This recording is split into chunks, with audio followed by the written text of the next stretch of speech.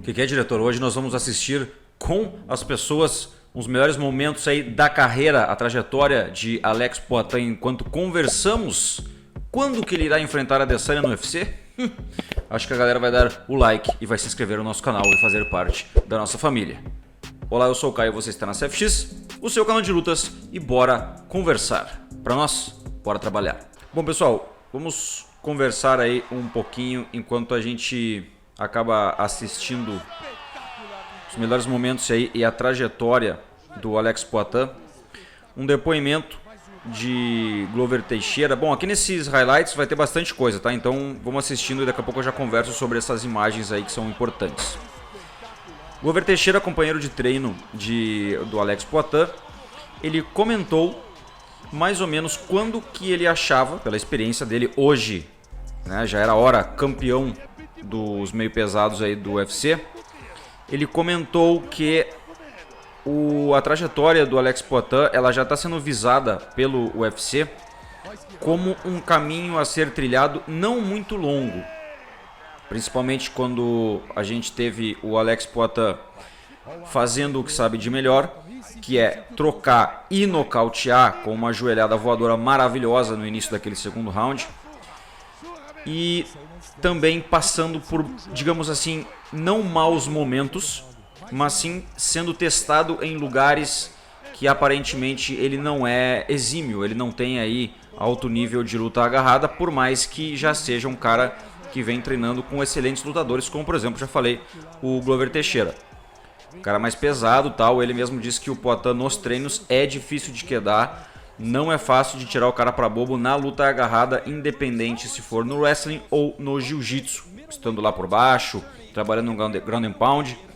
Então, a gente tem um cara que aos olhos do brasileiro já venceu o Adesanya, mas que eu falei aos olhos dos brasileiros pelo fato de que se fosse só trocação a gente ficaria um pouco mais receoso e não daria tanto crédito pro Poatan pelo fato de que a gente está mirando um embate entre ele e o Adesanya no MMA.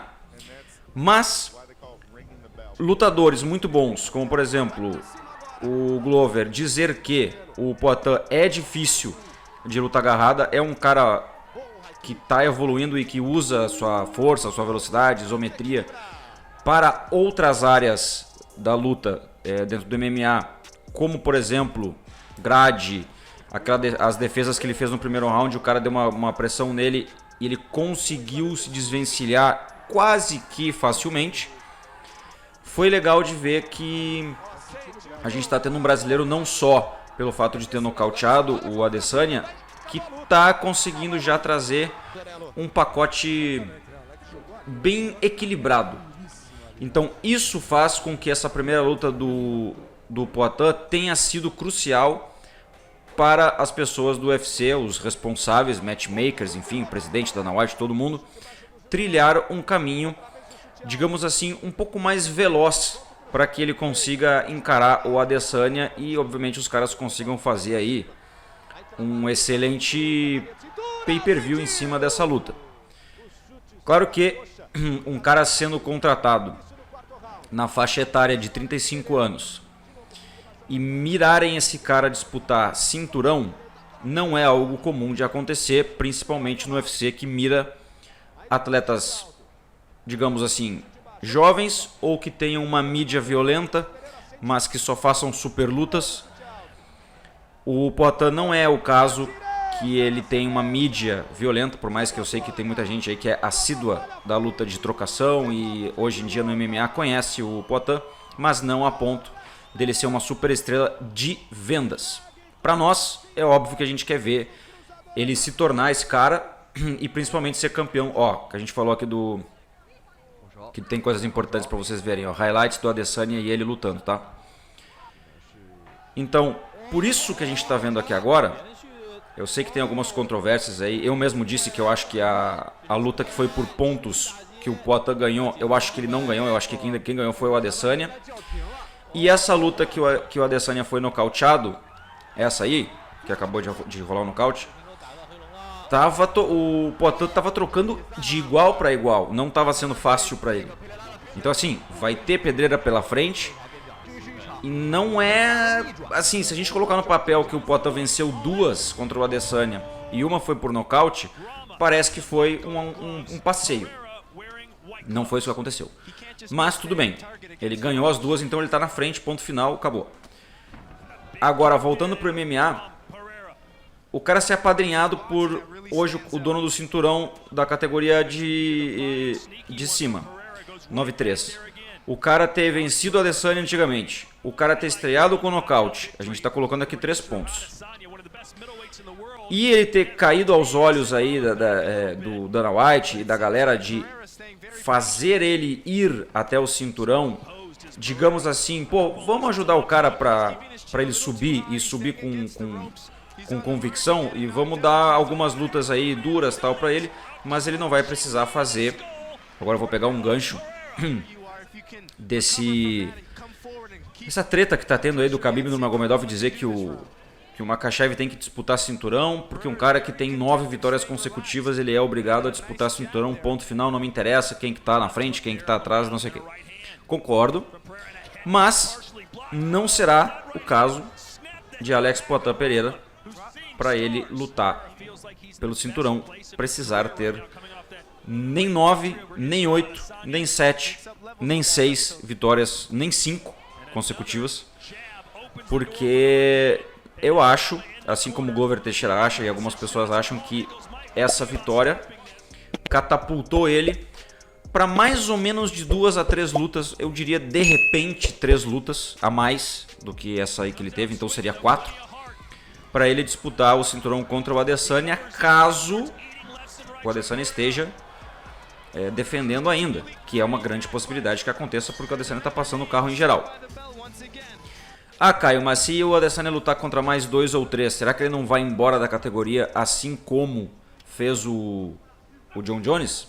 Passou o carro em todo mundo e agora ficou um tempo off aí treinando para ficar mais forte para lutar na categoria de cima? Não acho, porque o Adesanya perdeu 2 vezes pro Poatan. E por isso ele ficaria batendo na galera, de repente num espaço de tempo maior entre cada luta, ficando com o cinturão tranquilamente, esperando enquanto o Poatan fosse vencendo. Claro que se ele perder também, aí as nossas esperanças aí de brasileiro vai por água abaixo. Mas esperando que ele vença todos os adversários, simplesmente Adesanya fica olhando de cima para baixo e esperando o seu algoz subir. E aí, com certeza, ele fica torcendo, inclusive, eu diria, e não esquivando, e sim torcendo para que o Poatan consiga escalar o suficiente para que ele mereça disputar o cinturão do UFC. Não tem nada a ver as lutas de kickboxing que aconteceram entre os dois, nada a ver. Sei que a galera é muito coração, a galera é muito... Ah, mas já ganhou do Adesanya, tem que lutar de novo pelo cinturão, não sei o que. Cara, não, tem nada a ver. Eu sou fã do Poatan, gosto muito do estilo dele, inclusive sou extremamente fã do kickboxing em si. A galera já sabe disso, então não tem nada a ver. UFC é UFC, é outro tipo de luta, outra modalidade, outro esporte. E o Poatan, querendo ou não, eu acho que ele é 4/1. Acho que ele entrou no UFC 3/1 no MMA, 3 vitórias e 1 derrota. Então, é novo. Adesanya invicto, passando o carro em todo mundo, enfim. Acho que no MMA não tem nem comparação com o que um fez e o outro fez. No kickboxing, Poatan melhora. No MMA não dá. Então, cara, a gente vendo aí um show de trocação, que é da onde veio o Adesanya. E ao longo do tempo aí o Adesanya veio se especializando na luta agarrada. Então, por que não um cara que lutou e venceu 2 vezes o campeão? Acho que tem mais envergadura, tem mais punch. Acredito ser mais alto, tem tudo mais. As 2 vitórias no bolso. Mostrou uma guerra aí de luta agarrada na sua estreia do UFC, porque é uma pressão gigante, não é assim que as coisas funcionam quando tu entra num evento, a pressão é diferente, a atmosfera é mais pesada.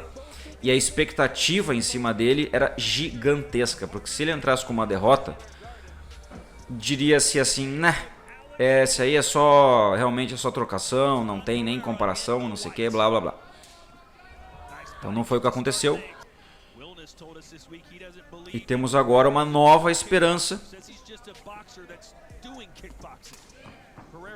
que, infelizmente, eu ainda não, tá?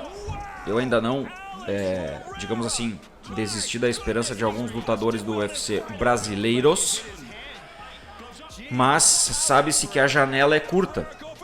Por exemplo, o Borrachinha, ele tá com uma situação delicada, mas ele é muito novo, muito forte, pode dar a volta por cima e voltar a disputar o cinturão com certeza absoluta.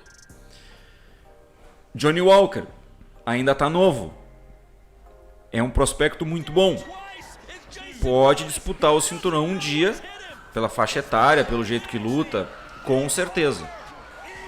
Thiago Marreta, cara, as lesões, as coisas que aconteceram com ele, mas ainda poderia disputar o cinturão.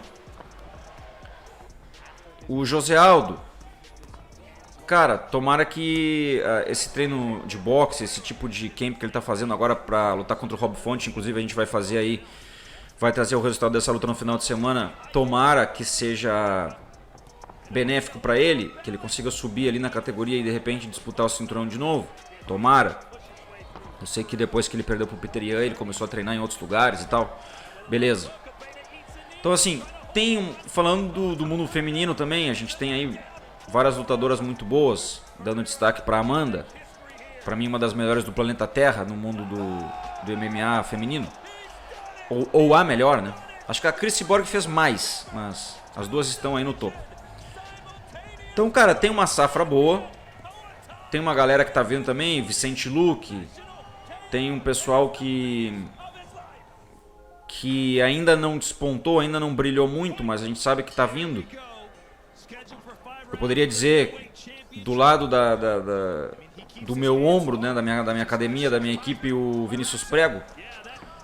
24 anos, 25 anos no máximo, dono do cinturão do UA Warriors. Tá cotado aí pra estrear no UFC, 61, monstro. A safra brasileira não para de crescer. A safra brasileira, ela realmente, é muito vasta. É tipo jogador de futebol. Eu acredito que luta e jogadores de futebol no Brasil é uma safra que vai demorar muito para ser extinta ou nunca será pela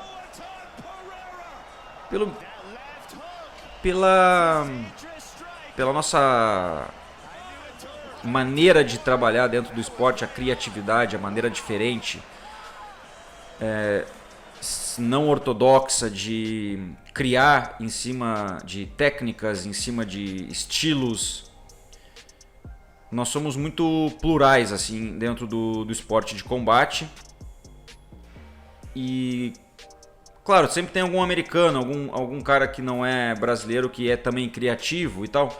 Mas se a gente pegar uma porcentagem maior, brasileiro, eu diria que junto com os Estados Unidos e Rússia hoje ainda domina, né, os esportes de combate, eu diria.